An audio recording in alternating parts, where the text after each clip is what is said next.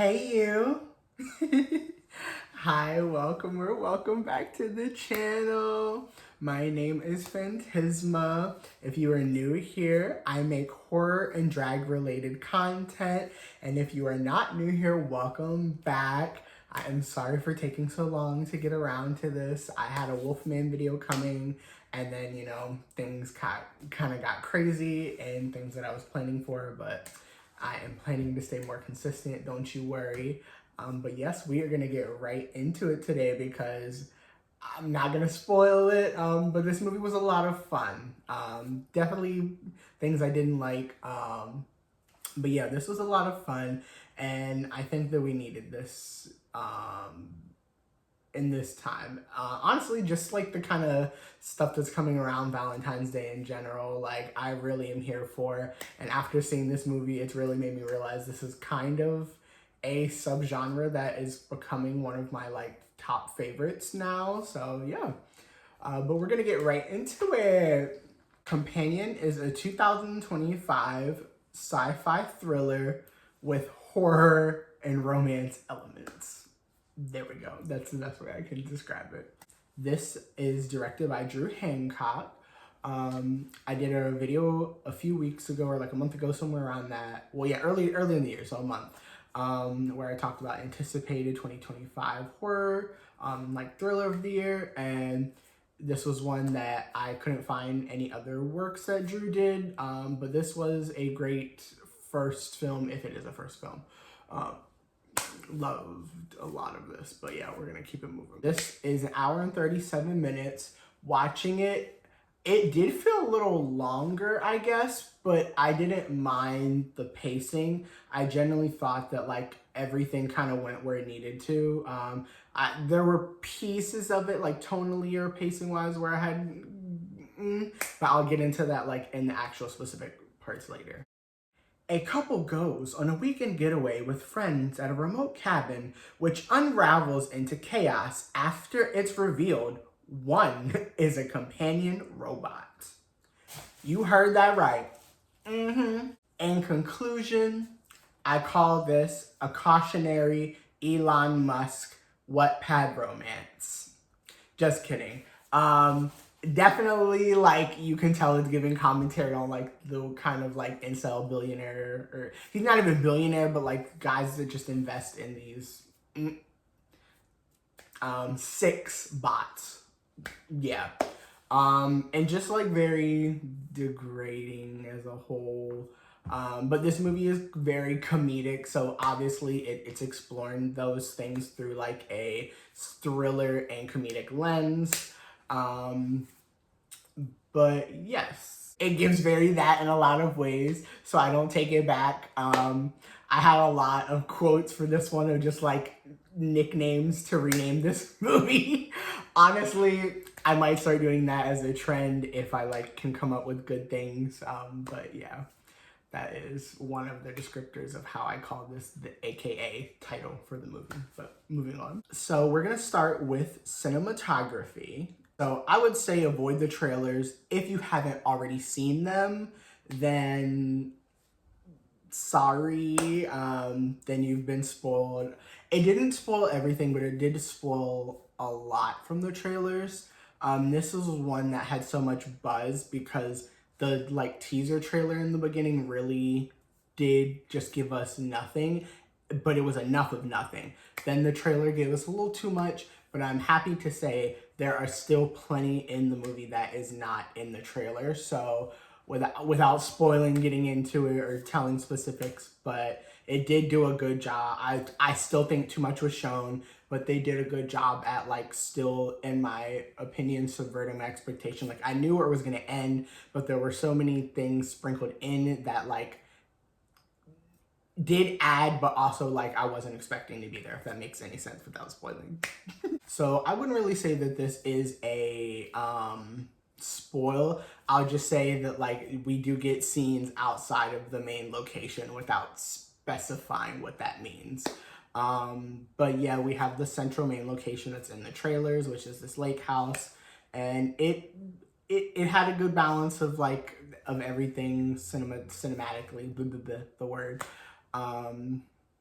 yeah. So I really thought overall the movie was great. Like the way it was shot, it looked beautiful in each frame. It was so crisp. Like I generally felt like in a way like I was kind of watching something that was supposed to be colorful and bright and almost like fairy tale-esque, but like not that at the same time.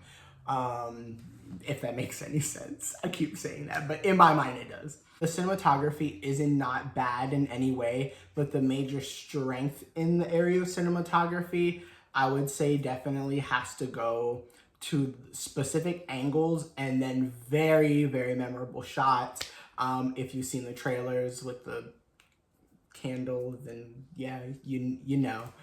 That's been living rent-free in my head since that came out, and so many other people. But yeah, that's really all my notes on cinematography, so we are going to move on to characters and development.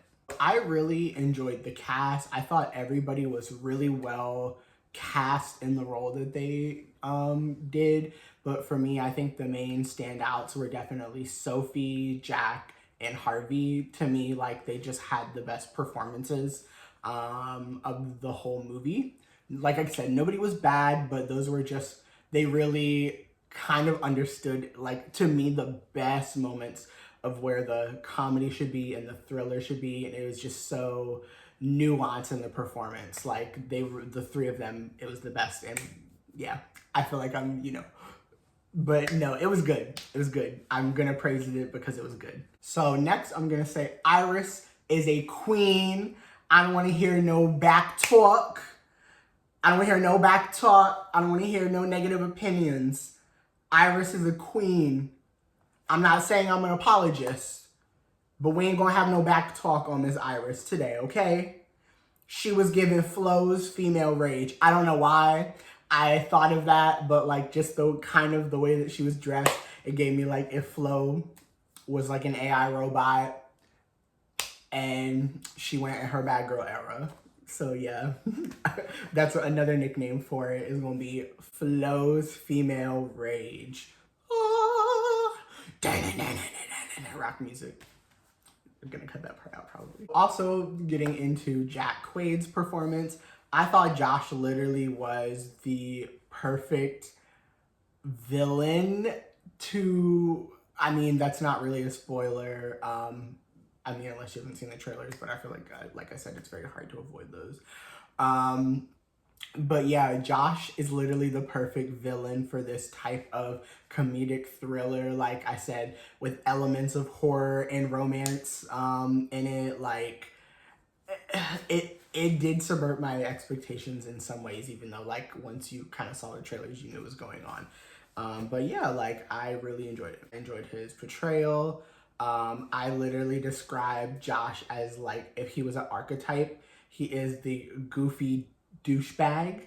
And that's like pretends to be a good guy, but really isn't, like really is just as scum as these other like alpha male guys. Is just like same person, same recipe, but different ingredient, like just one sprinkle off, but it pretty much is going to taste almost the same. Like also with him, this is really a commentary on straight men, because why, I'm not gonna like specify it, but there's a point where there's like two scenes and it's comparing him and Iris and then two other people, and literally like when it's happening with Josh and Iris, it's so boring. When it's happening to the other two, it's really entertaining. I'm like, that shows like straight cis, like cis het, like at its core, but like give it white, give it entitled, give it no personality, like yeah. Lastly, we're gonna say Teddy. We stan Teddy. We love Teddy in this movie. Teddy, you and Iris are the baddest bitches of this whole film, if I can say that. Moving on. The next we're gonna get into plot. So I'm glad that there was more to the plot and like depth to it than just what was in the trailers. Like saying earlier, you definitely do see a little too much in the trailers, but it doesn't tell you everything, and that I still enjoy. Yeah.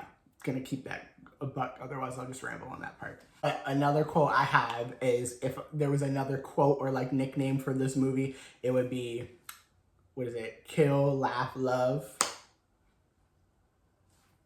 Perfect.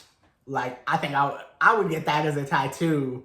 A sticker, but like, you know, make some art of it or something. Like, I don't know, like I might trademark it, because I feel like that's what this like, as a fandom, this should be the nickname of the movie. Kill, laugh, love. Enough said. It was very comedic, as I said earlier, as like a lot of the tone. There are some moments, I can't, I guess, specify like how it is without spoiling, but there are a few moments where it's not per se the jokes, I just feel the timing or maybe like repetition of a specific thing is like almost overkill. But for the most part, I think this movie, like, I would say like it's an 85 to 90, like, of where the comedic moments like really are hit, nailed, and everyone is like purposeful and intentional. So, I'm gonna say it one more time. The plot, I said in last section, is mediocre, entitled white men. That's another nickname for the movie. Another, I got them pumping. We got so many. And then last we have gore and scares. This definitely does have some gore. I wouldn't really say it has scares per se. There's thrilling moments, especially with like shots and angles that help add it more like atmospherically. But yeah, it's definitely more thriller than horror. It has horror elements. It has good gore. Just don't expect a lot of it, because that's more of like an added to results of the movie than like a main focus. But overall, I really enjoyed the movie. This is one I definitely think I want to get it on DVD as soon as it's out and add to my collection. Like I said, I know it doesn't fully fit into like rom-com or romance type of horror, but like that as like a micro subgenre is really becoming one of my favorites. I'm really excited for Heart Eyes. And yeah, like I plan on making a video coming very soon about kind of like rom-com slash romance horror, so stay tuned for that. But yeah, I really enjoyed it, and my overall ranking for this is going to be a 3.5 out of 5. Really good. I would recommend seeing it if you haven't already seen it by the time that this will be out. But yeah, I really enjoyed it. Thank you so much for sticking around. If you made it to the end, please like, comment, subscribe, and if you really enjoyed it, please consider sharing as well. Everything helps, and I appreciate every bit. So thank you. Have a great day. Rock out and take care of yourselves in these crazy times, y'all. Much love.